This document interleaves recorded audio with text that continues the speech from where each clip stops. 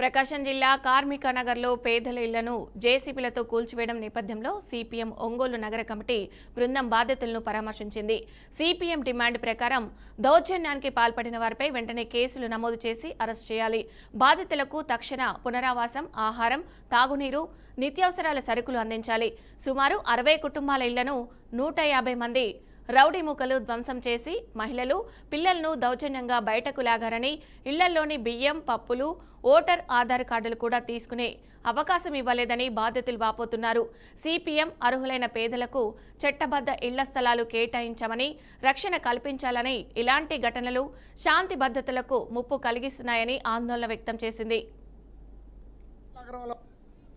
186/1-2 survey నంబర్లో ఎనామీ భూముల్లో 15 సంవత్సరాల నుండి కార్మిక నగర్ పేరు పెట్టుకొని 70 మంది కార్మికులు అక్కడ నివాసం ఉంటా ఉన్నారు.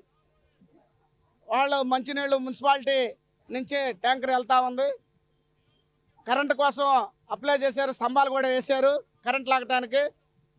4వ తేదీ సాయంత్రం రియల్ ఎస్టేట్లు కొంతమంది బ్రోకర్లు, రౌడీలు కలిసి 3 ప్రొక్లేన్లు తీసుకొచ్చి కాళ్ళ పడుతున్న వినకుండా ఇంట్లో సామాన్తో సహా తొక్కిచ్చేసి ఇళ్ళు మొత్తాన్ని కూల్చేశారు. అయితే ఆ నేపథ్యంలో అక్కడ 2-3 కానిస్టేబుల్స్ కూడా వచ్చారు. వచ్చిన వాళ్ళు కూడా వాళ్ళకి రౌడీలకి అండగా ఉన్నారే తప్ప కార్మికులకి ఎటువంటి వాళ్ళకి రక్షణ లేదు. ఒంగోలులో ఉన్నటువంటి 2 కిలోమీటర్ల దూరంలో కలెక్టర్ ఆఫీస్ ఉంది. అట్లనే కూటివేట దూరంలో ఎస్పీ ఆఫీస్ కూడా ఉంది. అయితే ఇక్కడ రౌడీజం చేస్తున్న మీడియా చెప్పినా కానీ ఇక్కడ కలెక్టర్ ఆఫీస్ కానీ, ఎంఆర్ఓ ఆఫీస్ కానీ, మున్సిపాలిటీ ఆఫీస్ కానీ, ఇక్కడ ఉన్నటువంటి పోలీస్ స్టేషన్లు కానీ ఏవి పనిచేయట్లా.